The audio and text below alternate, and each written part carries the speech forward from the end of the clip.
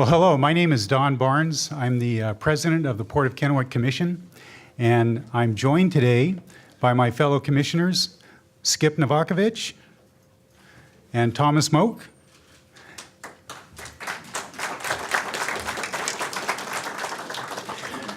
And we would like to thank you for being here today to help us recognize and celebrate 100 years at the Port of Kennewick. I would like at this time to especially thank our hosts for today's event. Carl Adrian of Trideck, Chris Watkins, Visit Tri-Cities, Lori Matson, the Regional Chamber of Commerce. Thank you very much for helping get the word out, for helping us get a great turnout, and for hosting us in your nice facility. Thank you very much.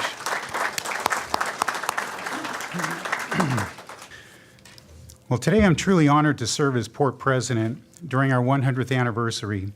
It's quite remarkable that Kennewick was not only the first port in eastern Washington, but the 5th port overall in the entire state. So much has changed in 100 years. It's fascinating to look back to the year 1915 to gain a little perspective. In 1915, the population of Seattle was 240,000, which is approximately the population that we have here. Also, the population of Redmond, where Microsoft is now headquartered, was 116. The population of Kennewick was about 500 people. And it's fascinating and interesting also to look back at the mission for the Port of Kennewick. It began as a small riverfront river transportation mission 100 years ago, basically a singular, simple purpose or mission. And it's evolved over the last 100 years to a multifaceted economic development mission now to serve the ever-changing needs of our community. Good afternoon. Tatsalach. In our native tongue, that means good afternoon to everybody. Good afternoon, Governor Inslee, Port Commissioners, President Barnes, Honorable Mayor Young, Rose, Jerry, Carnahan, Mr. Adrian of Trideck, Benton County Commissioner Chairman Delvin, Port Commissioner Monk, Novakovich, get that name right. Yeah, distinguished guests and citizens. I am deeply grateful and honorable for the Confederate Tribes Umatilla Indian Reservation here today to participate in the 100th anniversary of the Port of Kennewick. Over the past 10 years or so, we have been growing and working relationship with provided to benefit both the organizations. We are particularly proud of the part of the celebration, and the lands of the Port of Kennewick fall within the tribes, ceded territory, and the traditional homelands of many of our traditional tribal ancestors. The Tribes Treaty 1855 defined the extent of our historic homelands, and we continue to exercise treaty-protected rights to fish, hunt, gather foods, medicines. Over time, we work to protect our first food rights and interests in the Hanford Nuclear Reserve. On behalf of the Confederate Tribes and the Umatilla Indian Reservation, we congratulate the Port of Kennewick on 100 years of service to your community and hope to continue to many years of success. And on behalf of the Cayuse, the Umatilla, and the Walla Walla tribes of Oregon, the reason we have participate in Washington is that the Walla Walla tribe was located in the Walla Walla area. So the 3 tribes that band together turned into the Confederate Tribes of the Umatilla Indian Reservation, and we congratulate the port. Thank you. Well, let me first of all begin by congratulating you Port Commissioners and Tim and staff for your first 100 years as Port of Kennewick. I'd also like to let you know that my assistant, Governor Inslee, will be here shortly. You knew I was going to say something, right? But it's an honor to be here today to celebrate this significant milestone. You know, the port is nearly as old as the city of Kennewick itself. Whoops. And the past 100 years have been filled with numerous projects and partnerships that have contributed to the tremendous economic success of our community. especially the city of Kennewick. Now, not many partnerships can deliver the types of results that those between cities and ports can. These partnerships are invaluable as each entity brings their know-how and resources to the table for the joint benefit of the residents and to spur economic development. Most notably is that ports have the expertise in investing in land and buildings, while cities invest in and provide infrastructure. In addition to joint planning and visioning efforts, this winning combination provides the foundation to facilitate private sector growth, promote tourism, and especially create new jobs. Our partnership with the Port of Kennewick goes back to the beginning when the economy was focused on barging and rail infrastructure, something we're hearing more and more of today. But more recent years, where we have seen successful development at Southridge and are currently working hand in hand to develop our historic waterfront into a new destination location with boutique wineries. We are also working together to create a path forward to transform Vista Airfield and the Three Rivers Entertainment District into a vibrant and unique gathering place with mixed-use development. Kennewick is not only a shining spot regionally, but our success continues to attract attention from around the state. When we get that sort of attention, it is often because others want to know what it is that we're doing that is working so well. What those who look at us find is that we continue to build upon over a century of strong partnerships, such as that which we have with the Port of Kennewick and the collaborative efforts. On behalf of the city of Kennewick, I want to congratulate the Port of Kennewick on this momentous anniversary, and we certainly look forward to our continued partnership and seeing what the next 100 years will bring. Thank you. Well, I started out with a 15-minute speech, and they told me to cut it down to 2 minutes, so I did.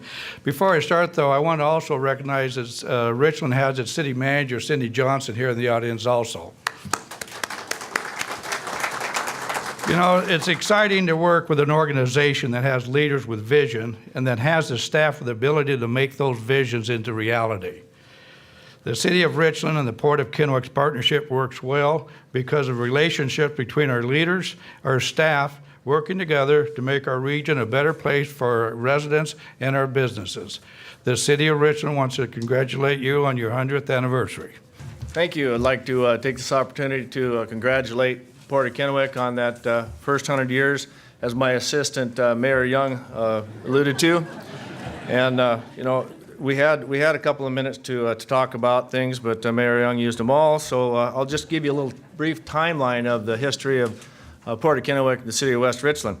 And of course, we all know that city of West Richland was small, but now we've become a player in all the cities, Richland, Pasco, and Kennewick.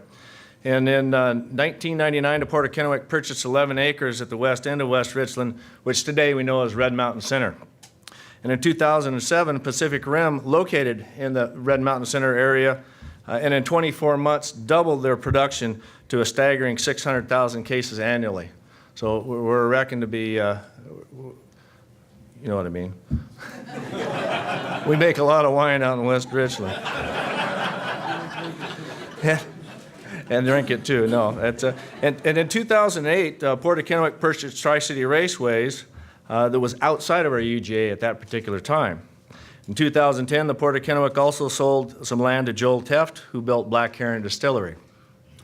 And now with the Port of Kennewick having the West Richland racetrack facility in our UGA, we look forward to the success of the racetrack facility in 97 acres. We got to name that something else besides racetrack. Yeah, we got to work on that a little bit.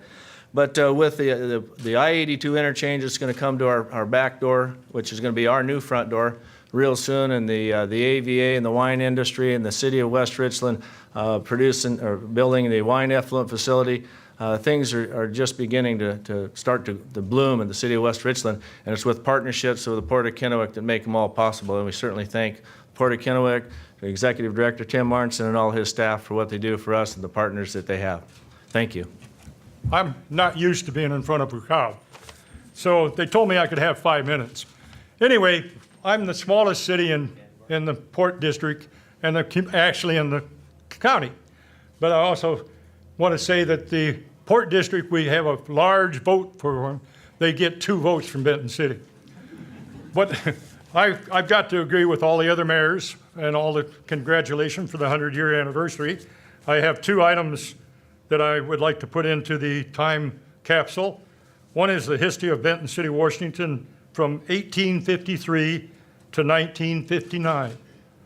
And also another one is a picture of the proposed roundabout that will be at Interchange 96 that hopefully will be built this fall. I'd like to thank everybody. I'd like to thank the ports. Both, actually, we're a lucky area where we have two ports. We have the Port of Kennewick and the Port of Benton. So it's been a pleasure, and I'm through. Thank you. Well, it's great to be here, and I'm still trying to unload stuff from my Senate office, so I'm willing to give you my 20 years worth of port mugs for your building there if you want to display those. Tanya said I can't talk about cap and trade because the governor's here today, so we won't talk about that. And I didn't bring anything for the time capsule, but I'm willing to put myself in there if you got food and drink and, well, for a while, for a year maybe. But everyone said everything. It's just, the county's different from the cities. We don't do, in the sense, economic development like the cities and the ports can do, but we look for partners. And we look for partners with the cities, and we look for partners with the ports. And having two great ports in this area, yeah, there's only two. Or did I forget a port? Three. Sorry about that. Sorry about that. Sorry about that. Sorry about that. Well, I'm in Benton County. Benton County. See, I'm focused on Benton County here, Franklin County. But congratulations on 100 years. Look forward to working with you as partners and more than willing to help anytime we can. So thank you. Congratulations. Well, thank you for the warm welcome. And I have Tana, Bader, and Glima on my staff to answer to if I go over my allotted 2 minutes. I better get right into the presentation here. I want to thank the commissioners for their vision, their leadership, and their direction. They have been really great people to work for. And I want to emphasize the vision, just moving us forward. And that's really something that you got to have from electeds, because as good of a staff as you've got, you can't get anywhere without the vision of the leadership. So I really appreciate our commissioners. I want to just offer a few little shout outs here to people that have helped with this event. Commissioner Moak and Corinne Hulse with the East Benton County Historical Society have helped with the photos and the research into the booklet that you've been seeing. Tom actually kind of became an informal detective and helped track down some of the commissioners and their family members. So we'll see how effective he was, because I'm going to give a shout out to him. We'll see how many he actually rounded up.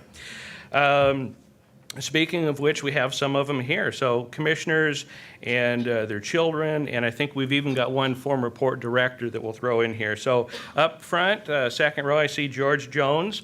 George was an esteemed commissioner from 1986 to 1997. It's always good to see you, George. We have, on my list, I have Calvin Dudney. Is Calvin here? He was a commissioner in 2008, 2009. We have, as an executive director, former director, we have John Givens. He was director from 1997 to 2004, and I did see John somewhere. Where are you, John? Oh, he's out there. And we have Gene Wagner. Gene was a commissioner from 2002 to 2013. And not to take anything away from the other commissioners, but Gene was one of my favorites. And when we have more time, I'll tell you about some of the stories that we have with Gene. Some of them are for publication and some of them aren't. We have Hank T.G. and his wife, Pat. Hank was the second executive director. Back in that day, I guess they called them managers. He worked under the first director, John Newman, and then after John retired, Hank decided to step up. This was back about 1974, 1976-ish. Hank has a scrapbook with him, and I hear that some of the photos are for publication, some of them aren't. So check out Hank and his scrapbook here. Might see something interesting in there. Kim McIntyre, I think Kim is with us. She's the daughter of former Commissioner Dave Dickerson, and Dave served from 1977 to 1991, and she came over with her husband Mark, so thanks for coming over. Former Commissioner John Olson. John's not with us today, he's in Denver, but John was a commissioner from 2000 to 2005, and in March of this year, the current Port Commission passed a resolution honoring John for his service, so we wish John well. He can't be with us today. Got to wrap up now, but some of the important projects from the past. The early projects were early barging and shipping on the river. We had fertilizer companies out at a place called Chemical Row out in the Findlay area. Some of the more recent projects, the Spalding Business Park in the Island View area of Richland. I still want to call it the Richland Y. Dave Rose and I always remember it as the Richland Y. South Ridge, that's another exciting project, the port-owned property there, and we put that in the hands of the private sector, and with a lot of other help from the city, it's maturing. Clover Island, the new marina, Ice Harbor Brewery out on the island, other places, worthy of mentioning, and then also the Columbia Drive revitalization with the planned wineries there. And then looking to the future, West Richland, the racetrack property holds a lot of promise for us, and the Vista Field redevelopment. And who knows what else. So I really appreciate the time. Thank you. Thank you, Don. I appreciate that. What a joy to celebrate this 100th anniversary. And as you know, there's two celebrations we're having, multi-centennial. This is the 200th anniversary of when, since Lewis and Clark got to the confluence of the Snake and Columbia River. And you'll recall that famous phrase from the Lewis and Clark journals when they reached that area. They said, someday there will be a famous Port Kennewick here. And I'm sure if they didn't write it down, I know that's what they were thinking. And now we've had 100 great years with the port. Fifth port that was actually established in the state of Washington, first one in eastern Washington. Congratulations for the first century, and I'm looking forward to the second century. This is a centennial day, and the kind of work you're doing at Clover Island and Spalding Business Park and Vista Field, it is something that shows what local people can do when they put their minds to it with an institution like a port. Now, we know what we celebrate in Washington State. It's innovation, creativity, and entrepreneurship, and that's exactly what ports do. And that's why I'm proud to say we have a port here that is leading the state of Washington to show what they can accomplish in economic development. We celebrated in 1915 when it was first established, and we're celebrating it today as a community gem. And I'm glad that our state had the foresight in 1911 to adopt the Port District Act that allowed ports like this to move forward.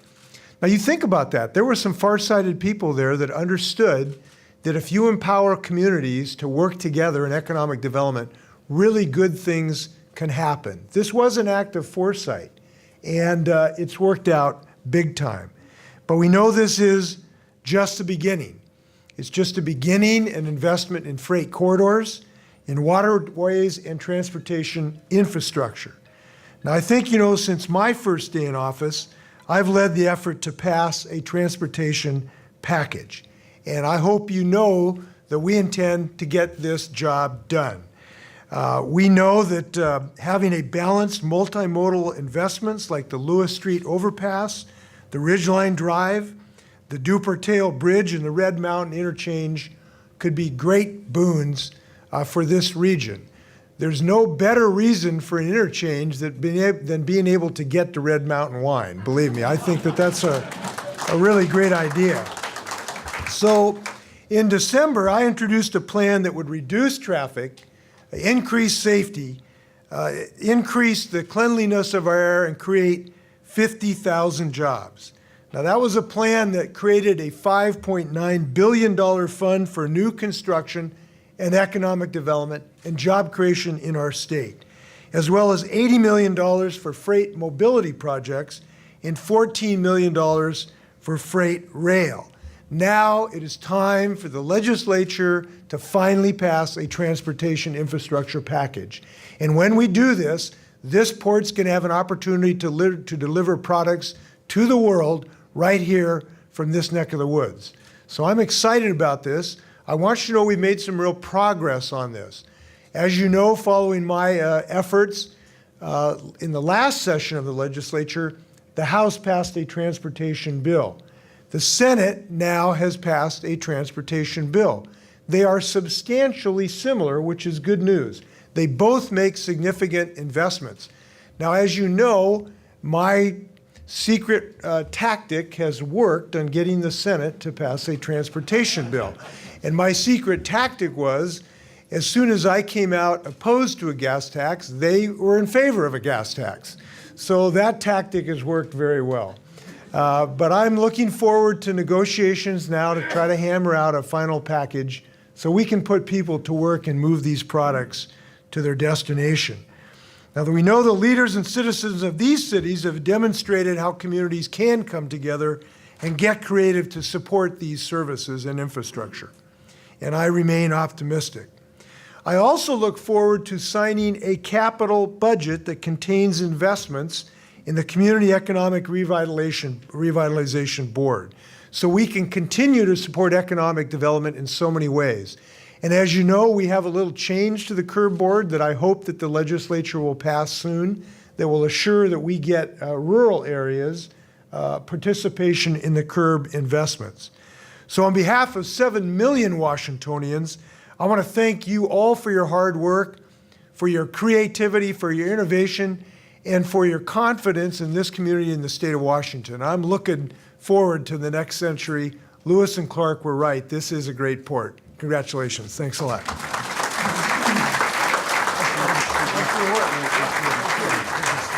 It's customary at occasions like this to reflect on the past, and I've heard everybody talk about projects and that sort of thing, and the port has had many successes in the 100 years of its existence. Think about it for a minute and ask yourself, what would Clover Island look like had it not been for the Port of Kennewick? What would Southridge look like had the port not purchased property and reserved it for development? You know, what would Spalding Business Park area look like had the port not purchased property and developed that area? And what would happen if we didn't have the successful businesses who'd hired people in the community that operated down at the Oak Street industrial area? You know, so clearly the port has had a dramatic impact on the local economy and the communities. I said we needed to reflect on the past, but I believe this celebration is really about the next 100 years at the port. I think it's only fitting that as you celebrate this milestone, that you're in the early stages of a number of projects that I think could have a profound impact on the Tri-Cities and the greater Tri-City region, in particular the city of Kennewick and the city of West Richland. You know, development of that 90-acre racetrack property as a site for wine-related businesses, I think will have an impact on the wine industry in Eastern Washington, certainly Red Mountain, but it'll provide jobs for the city, something that's a real goal for the city of West Richland, to have more employment in the city.